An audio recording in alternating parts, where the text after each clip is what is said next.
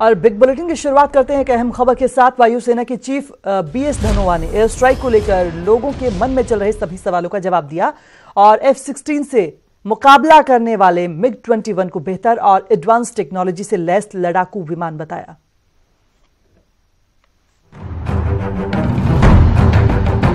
सोमवार को जब वायुसेना चीफ BS धनोवा मीडिया के सामने आए तो उन्होंने न सिर्फ एयर स्ट्राइक को लेकर चल रही सारी अटकलों पर विराम लगाया, बल्कि ये भी साफ कर दिया कि MiG-21 विमान किसी से कम नहीं है। BS धनोवा ने कहा कि MiG-21 अपग्रेडेड वर्जन है और ये काफी एडवांस टेक्नोलॉजी से लैस भी है। It is not the old MiG-21 BIS. It's got a better weapon system. It's got better radars, better air-to-air missiles, radar warning receivers, shaft flares, whatever it takes to make it, from third generation to 3.5 generation or so. So it is an upgraded aircraft. Air strike पर बोलते हुए वायुसेना chief BS Dhanoa ने पाकिस्तान के उस दावे को भी नकारा जिसमें पाक ने कहा था कि भारत ने आतंकी शिविरों को निशाना नहीं बनाया था। If he planned to hit the target, we hit the target. Otherwise, why would he have responded? ANI, please. If he had dropped bombs in the jungle, there's no need for him to respond. वायुसेना chief ने इस दौरान air strike में आतंकियों की मौत की संख्या पर उठ रहे सवाल का भी जवाब दिया और कहा कि वायुसेना सिर्फ टारगेट पूरा करती है। Air Force is not in a position to clarify that how many people were inside that we don't count human casualties. We count what targets have we hit or not hit. Air strike पर जानकारी देते हुए वायुसेना chief ने यह भी साफ कर दिया कि वायुसेना की एयर स्ट्राइक सिर्फ एक कदम है, अभी ऐसे और भी कई कदम उठाए जा सकते हैं। साफ है कि पाकिस्तान जब तक नहीं सुधरता उसे सुधारने के लिए ऐसी कार्रवाई बेहद जरूरी है। Bureau report, news 18 network. वहीं अहमदाबाद में जनसभा को संबोधित करते हुए प्रधानमंत्री नरेंद्र मोदी ने जमकर विपक्ष पर निशाना साधा और एयर स्ट्राइक के सबूत मांगने वालों पर जमकर बरसे। आप हमारे देश के वीर जवानों के नाम अपना मोबाइल फोन निकाल करके इसकी बैटरी फ्लैश चला करके हम वीरों का सम्मान करेंगे। हर किसी के मोबाइल फोन की बैटरी और उसको चालू रखिए। मैं 3 जयकारा बुलवाऊंगा। आप सबको भी 3 जयकारा बोलना है। ये भारत माता के जयकारे हैं। पराक्रमी भारत के लिए भारत माता की, विजयी भारत के लिए भारत माता की, देश के वीर जवानों के लिए भारत माता की। 2014 में आपने सही नियत वाली एक मजबूत सरकार के पक्ष में मत दिया था, उसी का परिणाम आज देश, हमारा गरीब और मध्यम वर्ग का परिवार उसका फायदा उठा रहा है। उसको जिंदगी में नई आशा पैदा हुई। राष्ट्रहित में, जनहित में बड़े से बड़ा फैसला लेना हो और कड़े से कड़ा फैसला लेना हो, हम पीछे नहीं रहते। आपको हमारे देश की सेना पर भरोसा है, उनकी बातों पर भरोसा है, वो जो कहते हैं उस पर आप विश्वास करते हैं। सेना जो कहे उस पर मुझे विश्वास करना चाहिए, सेना जो कहे उसको मुझे मानना चाहिए। लेकिन कुछ लोग हैं जिनको सेना की बात भी पसंद नहीं थी। अरे मोदी की बात मत मानो भाई, मैं नहीं कहता हूं मेरी बात मानो, कम से कम सेना पर तो अविश्वास मत करो। उनके पराक्रम पर तो दाग मत लगाओ। वो जान की बाजी लगा करके खेलता है, वो देश के लिए मर मिटने के लिए निकलता है और सफल होकर के आता है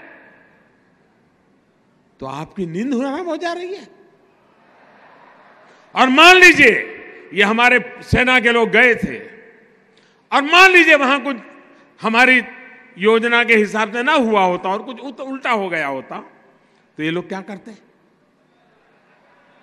क्या करते मुझे बताइए? किसका इस्तीफा मांगते हैं? किसका इस्तीफा मांगते हैं? तो एयर स्ट्राइक को लेकर जहां विपक्ष सरकार को कटघरे में खड़ा कर रहा है, वहीं जेजेपी भी सवाल खड़े कर रही है। जेजेपी को बीजेपी की गौरव यात्रा से ऐतराज है।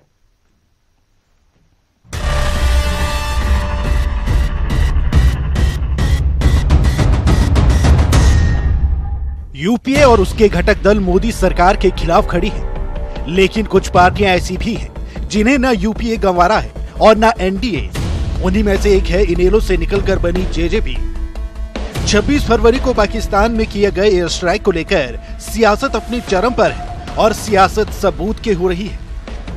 न्यूज 18 के खास कार्यक्रम चक्रव्यूह में जेजेपी नेता और सांसद दुष्यंत चौटाला ने भी सैनिकों की शहादत को लेकर सवाल उठाए और सवाल बीजेपी की गौरव यात्रा को लेकर भी पूछा। लोकसभा के चुनाव आने वाले हैं और देश में जो सीमा है उसका माहौल भी पिछले दिनों ठीक नहीं रहा। सर्जिकल स्ट्राइक के बाद पाकिस्तान पे हमला बोला गया, उस हमले को लेकर सवाल पूछ रहे हैं विरोधी दल सत्तारूढ़ पार्टी से, सरकार से। आपका मुकेश जी, बड़ा दुख होता है टेक है इस पर कि 2 हफ्ते में 53 जवान शहीद हुए और बीजेपी वाले आज मोटरसाइकिल निकालकर गौरव यात्रा निकाल रहे हैं। आप किस चीज पर गौरव कर रहे हैं? पाकिस्तान के अंदर बम फेंकने पर, जिसके आंकड़ों की भी आज पुष्टि नहीं हो पा रही। दुष्यंत चौटाला ने चुनौती दी कि सरकार संसद का विशेष सत्र बुलाए और जम्मू कश्मीर से धारा 370 और 35A को हटाए। ये जो बयानात आ रहे हैं, जैसे आपका बयान है या केजरीवाल कहते हैं या दूसरे जो अपोजिशन वाले हैं, वो वाले बयान पाकिस्तान उठाकर अपने मीडिया पे दिखाता है और फिर आप लोग मीडिया की बात नहीं, आज देशद्रोह की श्रेणी में आकर खड़े हो जाते हैं कि ये लोग पाकिस्तान का साथ दे रहे हैं, हमारी बात नहीं मान रहे हैं, सिर्फ राजनीति कर रहे हैं। नहीं, आज के दिन तो सबसे बड़ी समस्या यही है कि कोई बीजेपी से ये सवाल पूछे कि ये क्यों हुआ तो आप देशद्रोही हो, गद्दार हो। मैं तो ये सवाल भी नहीं पूछ रहा। मैं तो डे 1 कहता हूं कि आप सारी बात छोड़ लो। अगर आप एक नेशनलिस्ट पार्टी हो तो चलो 2 दिन का स्पेशल पार्लियामेंट सेशन बुलाओ, 370 और 35A हटाओ। एयर स्ट्राइक को लेकर सारा विवाद सबूतों पर छिड़ा है। हालांकि सेना के अधिकारी साफ कर चुके हैं कि एयर स्ट्राइक के पर्याप्त सबूत हैं, लेकिन उन्हें जारी करने या ना करने का फैसला सरकार का होगा। Bureau report, news 18 Haryana. और इनेलो को एक बार फिर बड़ा झटका लगा है। कैथल से बड़े उद्योगपति कैलाश भगत ने इनेलो को अलविदा कर दिया और बीजेपी का दामन थाम लिया। सोमवार को चंडीगढ़ में सीएम मनोहर लाल से कैलाश भगत ने मुलाकात की और बीजेपी में शामिल हो गए। दरअसल काफी दिनों से ये चर्चा थी कि कैलाश भगत बीजेपी में शामिल होंगे। बता दें कि कैलाश भगत 3 बार इनेलो की टिकट पर कैथल विधानसभा सीट से अपना भाग्य आजमा चुके हैं, लेकिन हर बार दूसरे नंबर पर रहते हुए चुनाव में हार का सामना करना पड़ा है।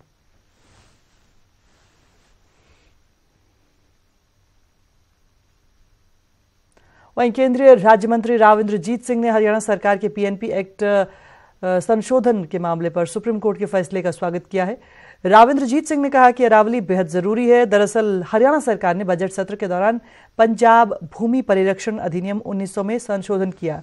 सदन में विधेयक को पारित कर दिया गया, जिसमें अरावली और नीलगिरी की पहाड़ियों में वन नियमों को ताक पर रखकर किए गए अवैध निर्माण को मान्यता देने का रास्ता साफ हो गया था, जिस पर अब सुप्रीम कोर्ट ने रोक लगा दी है।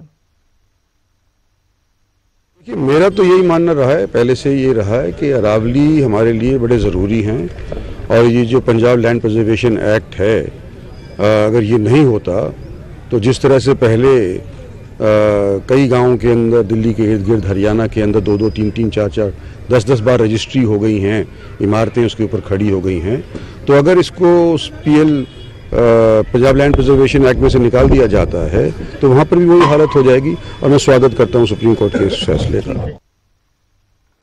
और रविवार को मुख्यमंत्री मनोहर लाल ने लगभग 4000 करोड़ की योजनाओं का उद्घाटन और शिलान्यास किया, लेकिन कांग्रेस को यह मनोहर सौगात और उसकी टाइमिंग बिल्कुल रास नहीं आ रही। इसीलिए पूर्व सीएम भूपेंद्र सिंह हुड्डा और सांसद दीपेंद्र हुड्डा ने मनोहर सौगात पर सवाल उठाए हैं।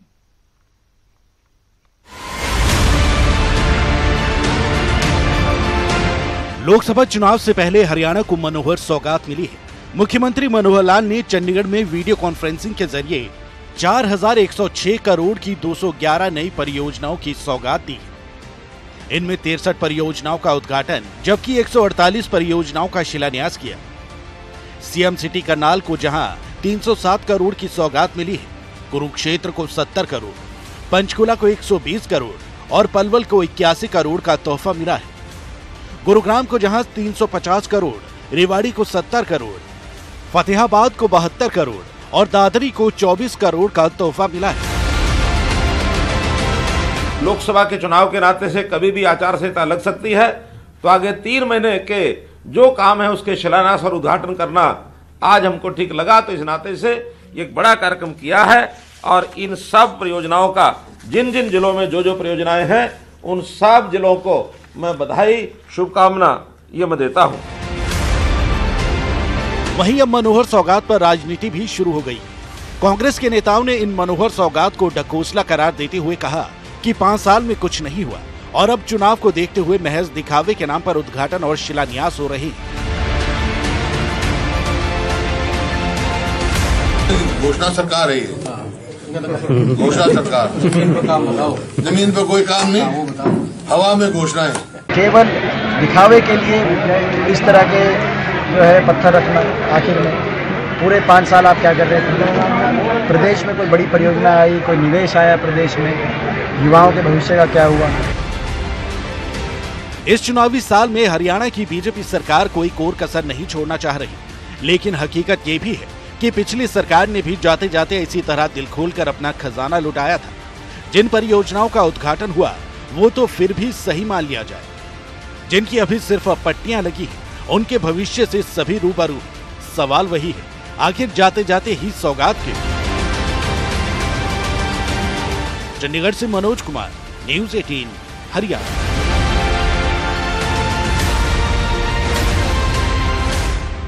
खबर कैथल से, जहां पुंडरी के एक शख्स की पिछले 4 साल से विदेशी कंपनियों को चूना लगाने की खबर सामने आई है। इस शातिर ठग ने कई विदेशी कंपनियों के खातों को हैक करके लाखों डॉलर और यूरो अपने खाते में ट्रांसफर किए। अब गृह मंत्रालय के निर्देश पर मामला तो दर्ज कर लिया गया है, लेकिन शातिर ठग पुलिस की गिरफ्त से बाहर है।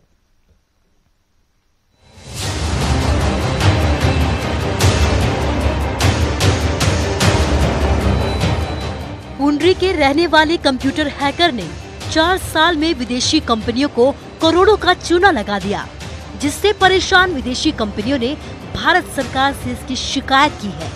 मामले की गंभीरता को देखते हुए केंद्र सरकार के उप सचिव वी विश्वनाथन ने इसकी जानकारी हरियाणा के मुख्य सचिव को दी, जिसके बाद पुंडरी थाने में रमेश कुमार नाम के एक शख्स के खिलाफ केस दर्ज किया गया है। अब मामले की जांच इकोनॉमिक सेल और साइबर सेल करेगी। IT एक्ट और 420 IPC के तहत और करके आगामी तफ्तीश के लिए ऑफिसर्स के आदेशानुसार इकोनॉमिक सेल कैथल में भेज दी। दरअसल आरोपी रमेश कुमार ये पूरा खेल 2015 से खेल रहा था। इसके लिए आरोपी ने खुद की कंपनी का हवाला देते हुए विदेशी कंपनियों में खाते भी खुलवाए, जिसमें वो विदेशी कंपनियों के खातों को हैक करके डॉलर और यूरो ट्रांसफर करता था। भारतीय मुद्रा के आंकलन के अनुसार हैकर रमेश कुमार एक बार कंप्यूटर हैक करके लाखों के डॉलर और यूरो अपने खाते में ट्रांसफर कर लेता। फिलहाल ये सीक्रेट हैकर अभी तक पुलिस की पकड़ से दूर है, जिसकी तलाश लगातार जारी है। कैथल से वीरेंद्रपुरी, न्यूज़ 18 हरियाणा।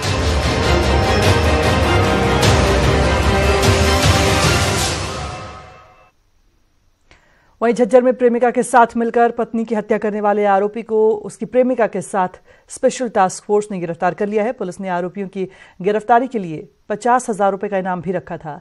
जानकारी के मुताबिक झज्जर के गांव ढाकला का रहने वाला मुकेश, जिसे चरखी दादरी के एक गांव की युवती से अवैध संबंध बताए जा रहे थे, इसी के चलते मुकेश ने अपनी पत्नी की हत्या की थी।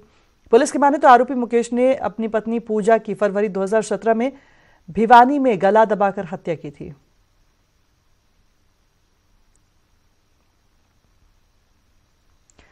उधर पलवल में नाबालिग से दुष्कर्म का मामला सामने आया। आरोप है कि रात के वक्त पानी भर रही पीड़िता को एक महिला ने अपने घर बुलाया और बंद कमरे में महिला के देवर ने पीड़िता के साथ दुष्कर्म किया। आरोपियों ने मामले की जानकारी किसी को देने पर जान से मारने की धमकी भी दी है। फिलहाल पुलिस ने पीड़िता के परिजनों की शिकायत पर आरोपियों के खिलाफ नामजद केस दर्ज कर लिया है और आरोपियों की तलाश शुरू कर दी है।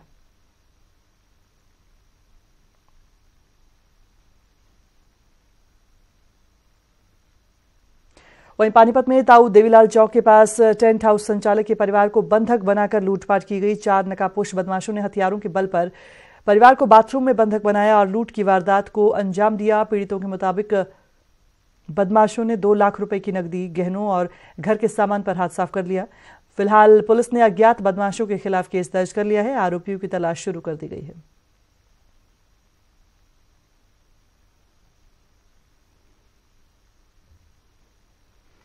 वहीं बिजली आपूर्ति के लिए गुरुग्राम बिजली विभाग पूरी तरह से तैयार नजर आ रहा है। गर्मियों में बिजली के कट ना झेलने पड़े, इसके लिए विभाग की तरफ से नए सब स्टेशन लगाने की प्रक्रिया शुरू कर दी गई है। चलते चलते आपको छोड़े जाते हैं इस रिपोर्ट के साथ। नमस्कार।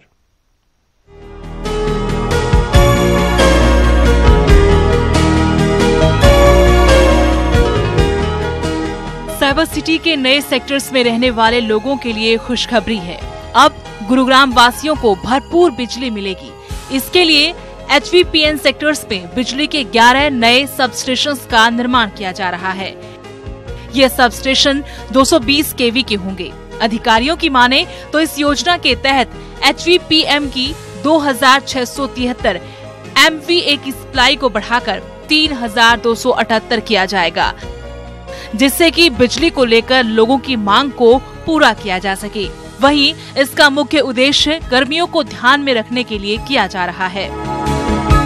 इसके अलावा हमारे जो 58 से 115 के सेक्टर में उसमें हमारे 220/33 के भी सब स्टेशन आ रहे हैं, जिसमें अगले साल अभी 3 सब स्टेशन तो हमारे इसी साल कमीशन होने वाले हैं, मार्च से पहले ही हो जाएंगे, जिसमें 600 MVA की कैपेसिटी हम ऐड कर रहे हैं और अगले साल लगभग इतनी ही कैपेसिटी और आ जाएगी।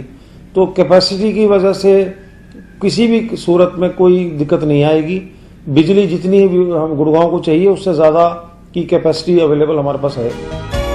दरअसल बिजली निगम ने सेक्टर 58 से 115 तक पर्याप्त बिजली आपूर्ति करने के लिए सब स्टेशन बढ़ाने की योजना तैयार की है।